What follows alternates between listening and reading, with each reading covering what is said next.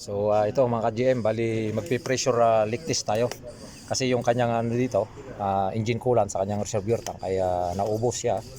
Ngayon, titingnan natin baka may leak siya, no? Dito. Tapos kasi ang naging problema nito ay sabi ng customer natin, engine overheating dito sa isang Ford vehicle na to. Yan. Gamit natin yung pressure leak test ito. Yan yung gamit natin sa iba-ibang klaseng sakyan, no? Isang set. So ito, bali titignan natin.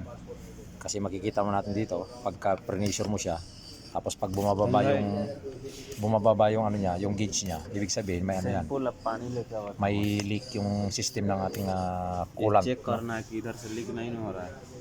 So yan, pinapagawa ko dito sa aking mga kasamahan para i-guide sila kasi mga bago itong mga ito eh. So ayan siya mga ka-GM, oh. Nilagay natin kanina sa pressure niya is 20 PSI. Ngayon ano na siya, bumaba na siya. So ibig sabihin may leak yung ano nito, yung cooling system niya, no.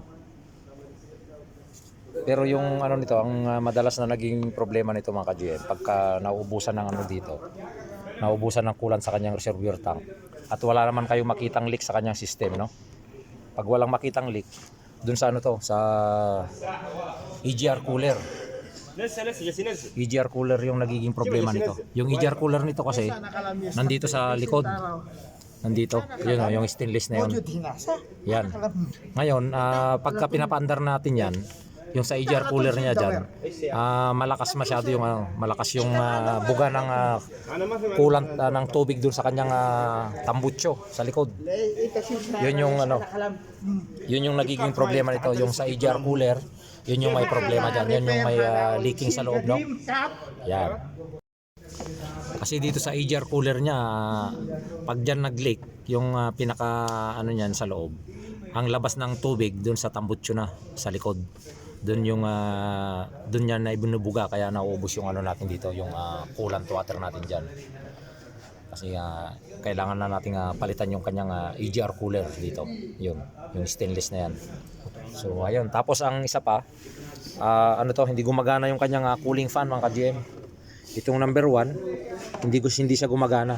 Laging naka-high speed dito ang kanyang cooling fan. So kailangan nating tignan dito sa kanyang ano,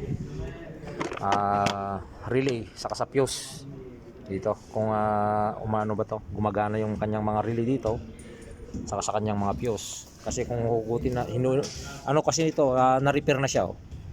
Yung kanyang relay dito na dalawa, transfer na nila rito. Ito na siya, saka ito transfer na siya, tinanggal na siya dati sa original dito, tapos nilipat siya rito. So titignan natin ngayon itong isa, kasi baka ano yan eh, dito nagka-problema, baka hindi gumagana yung relay niya, kaya hindi gumagana yung cooling fan number 1, kasi dalawa yung cooling fan nito.